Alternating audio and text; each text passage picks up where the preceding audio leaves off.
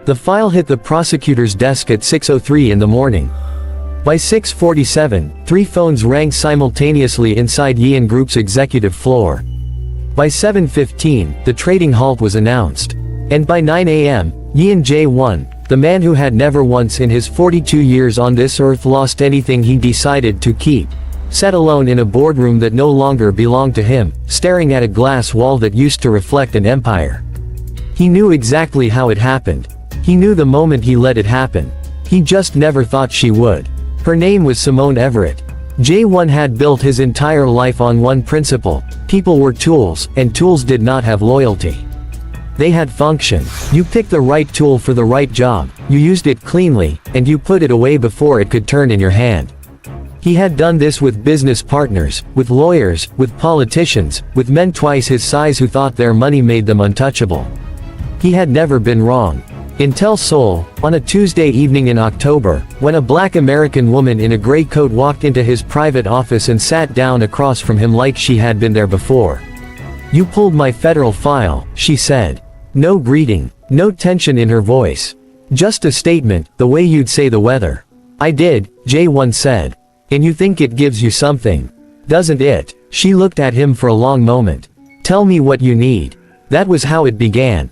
Not with threats, not with contracts, not with the elaborate leverage play he had spent 6 weeks constructing.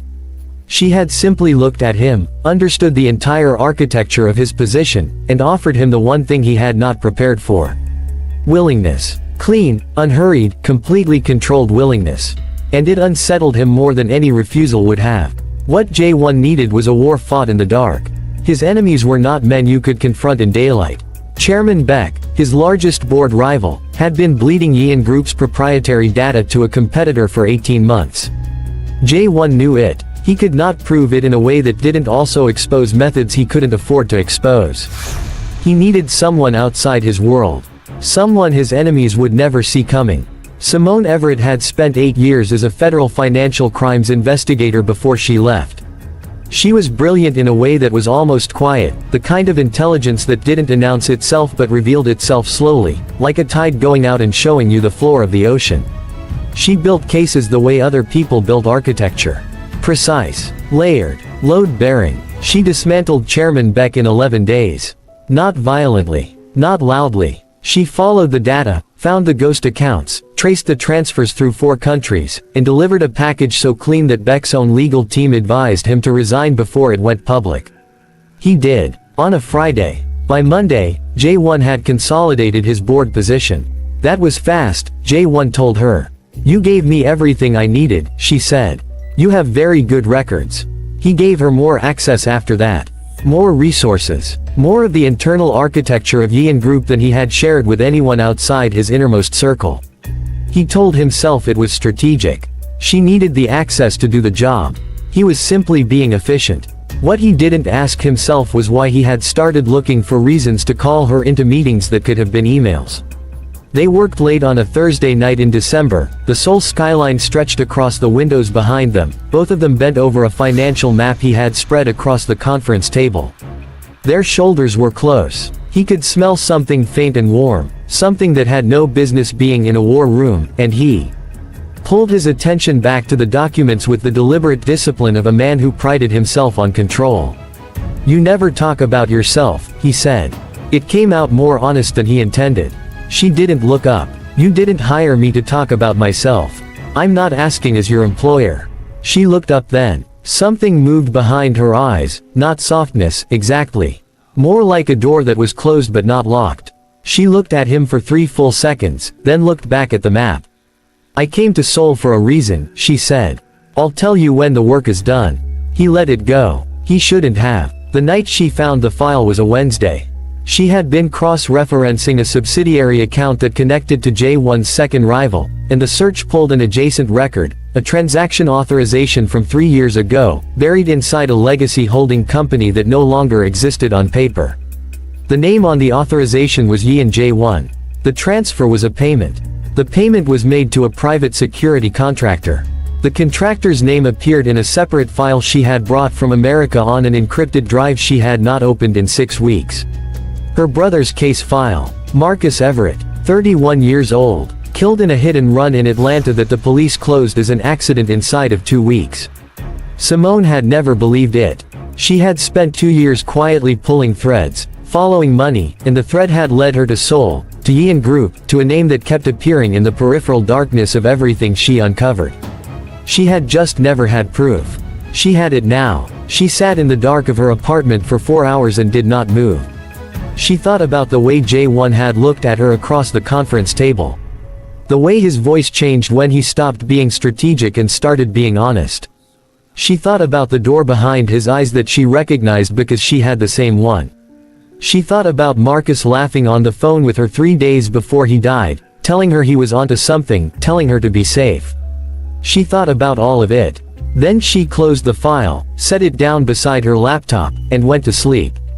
Because she already knew what she was going to do. She had known since she got on the plane. She finished Jae-won's wars first. Every single one. 2 more rivals dismantled. A corrupt prosecutor quietly handed evidence of his own crimes by a source he could never identify. A hostile takeover attempt neutralized before it had a name. She did it all with the same precision, the same composure, and she did it using every access code, every contact, every resource that Jae-won had placed in her hands. And then she turned everything around. The case she built against Yeon Group took her 19 days. It was the finest work of her life. She used Jae-won's own records, his own sourcing, his own documentation architecture, the very systems he had complimented her on understanding so quickly.